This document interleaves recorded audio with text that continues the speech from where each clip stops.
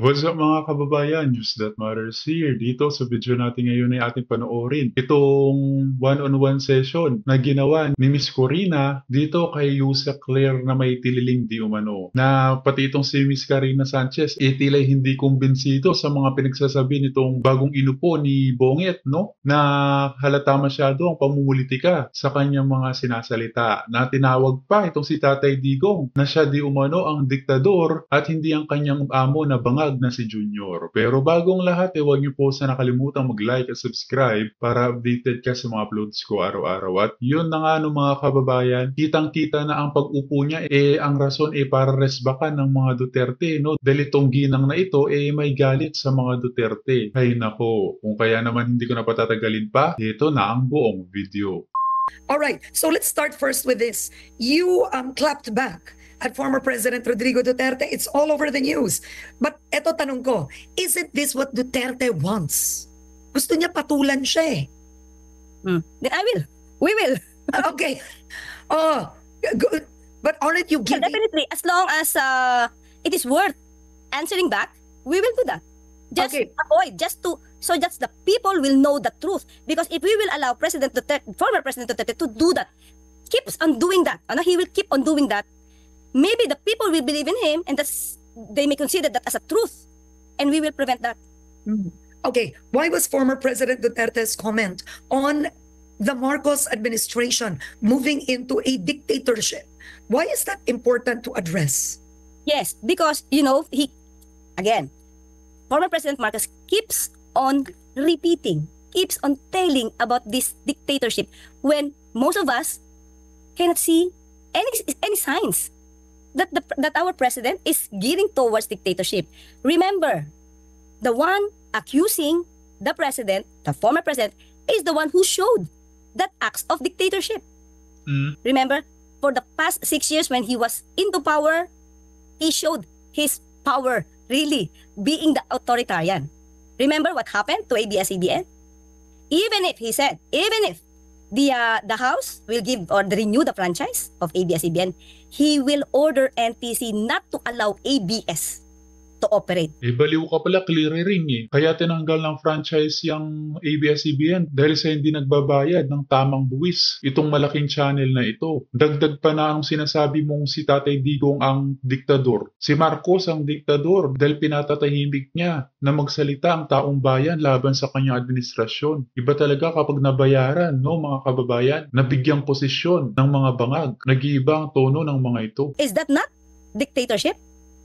He is the one who showed being the dictator and not the president, not President Marcos. But now, do you think the former President Duterte is hitting on the dictatorship aspect because the father, the late President Marcos Jr., actually declared martial law?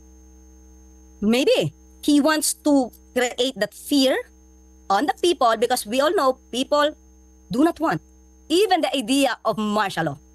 So he is the one gearing to that issue so that he will create that fear and the people, if they will believe in him, they will not even support. They will not support or at least remove their support from the president.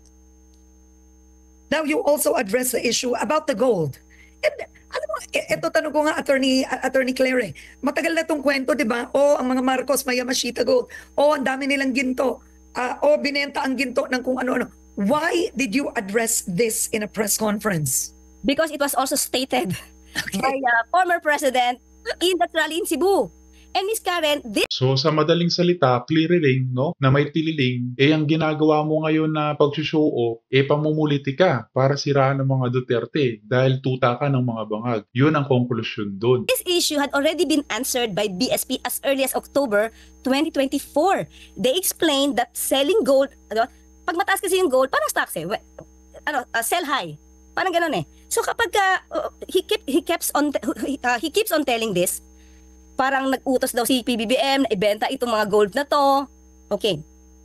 This is the regular strategy or routine strategy of BSP to sell gold, to pump up the economy. Pero definitely, meron tong without compromising yung reservation, yung gold reserves natin, di ba? So, they said that selling gold is just part of a routinary strategy. So, why will former president bring it up? He should know this being the being the former president, he should know the activities of BSP. That's why I asked, did your economic experts tell you this? Parang wala kang alam eh. Oo. But isn't this just a campaign ploy? I mean, he did say it in a rally. Ang sagot niya, Mr. Marcos is veering towards dictatorship. I will place my bet. He will not step down when his term ends. He is like his father. We will again have chaos when he declares martial law, like his father did. Yes, and I think it is just a campaign joke, like what Yeah. he did. Or one of his... Oo, go on. O yan mga kababayan, galing na pala sa iyo clearing na alam mong joke lang ito ni Tatay Digong. Eh bakit binibigdil nyo pa? Anak ng titing naman. Huwag mo naman hayaan na magmukha kang tanga naman sa mga pinagsasabi mo. Yeah, that's it. It's a campaign joke, and later he will say, all those people who believe in me are all stupid. But we do not want the people to be called stupid again, so we have to explain everything. Okay, now, attorney, let's move on to the impeachment, no? I'm quite curious because at the end of the day, you have the Senate president saying that President Marcos Jr. isn't calling for a special session. You have some sectors wanting the impeachment trial to start now. What is Malacanang's stand? Okay, we have not talked since yesterday was just my first day. Yeah. But what I have read is that he is willing to call for special session if the Senate will ask him. So, yun lang ang alam ko, Ms. Karen. Oo. But the problem with the Senate, busy, nangangampanya. Oh, well, it's up to the Senate President to request the President. Because it would be, for me, it's my opinion, it would be awkward on the part of the President to call a special session if it is not requested, but because people might think that he was the one dictating the action of the Senate. So it would be awkward on his part. And that's my opinion As a lawyer. as a lawyer. Yeah.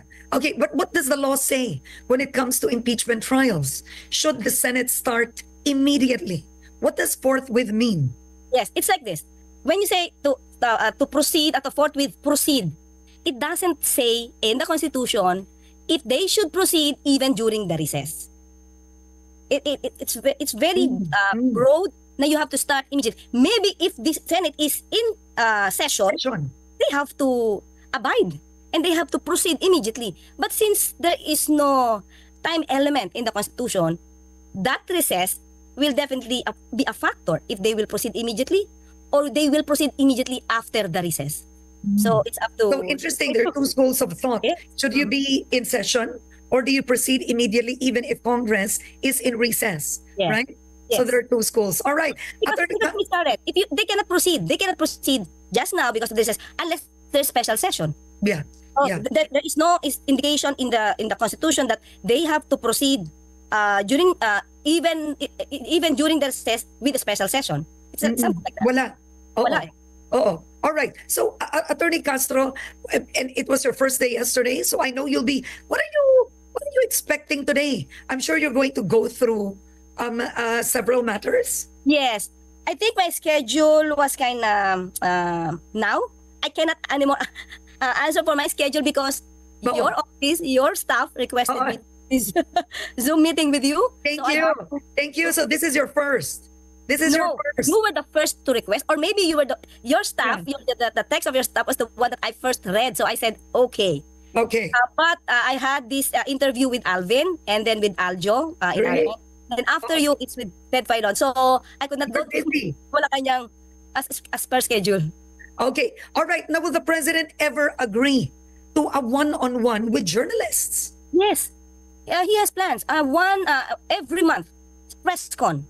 I'm not mistaken. He started. May I add that Attorney Castro was our co-host in ABS-CBN from our show 3-in-1.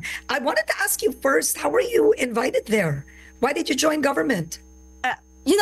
Karen, I am not into politics. I just discuss about the activities and politics and laws, but I am not into politics. But I just do not know. I do not know why they chose me. I did not apply.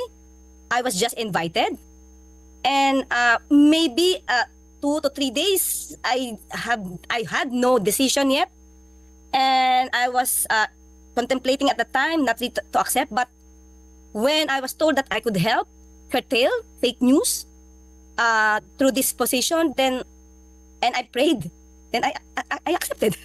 Yeah. I'm curious, Attorney Claire, who invited you?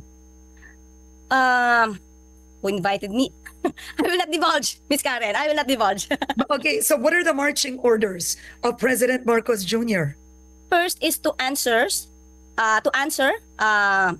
issues, of course, concerning national issues, and of course, and also to give to the people the information, the necessary information, the help, the programs, the projects of the government that will help the people, and that's it. And it seems the tone of the communications of Malacanang is changing. Palaban sumagot na ang Malacanang. Ako lang yon. Ako lang yan. Is that a tone that Malacanang wants you to take? No. And as a matter of fact, Miss Karen, yesterday was our first day. Supposed to be just an oath taking. Our first Okay. day supposed to be March 1. But Oh. there were already questions being asked. So I have to answer. So I feel even Malacanang was surprised na ganun yung tone ko. Okay, and I wanted to ask you, is Malacanang as a whole changing its tone? Because during the campaign trail, you had President Marcos Jr. say things like, yung kandidato ng kabila parang pinabili lang ng suka. You know, it was a tone that it doesn't speak of his personality. Mm. Is this the new tone of the president? We have not talked about that, but maybe he's just kind of disappointed on what was happening and what is happening, especially of the fake news. As a president, he said before he doesn't need a spokesperson. Maybe because of disappointments on what is happening, he has to say those words. Pinangunahan nyo Natawag ng Team Suka itong PRRD slate. Ngayon naman tinawag kayo ng Team Sinusuka ng Taong Bayan, hindi nyo naman gusto. Anak ng teteng, masyado kayong sensitive.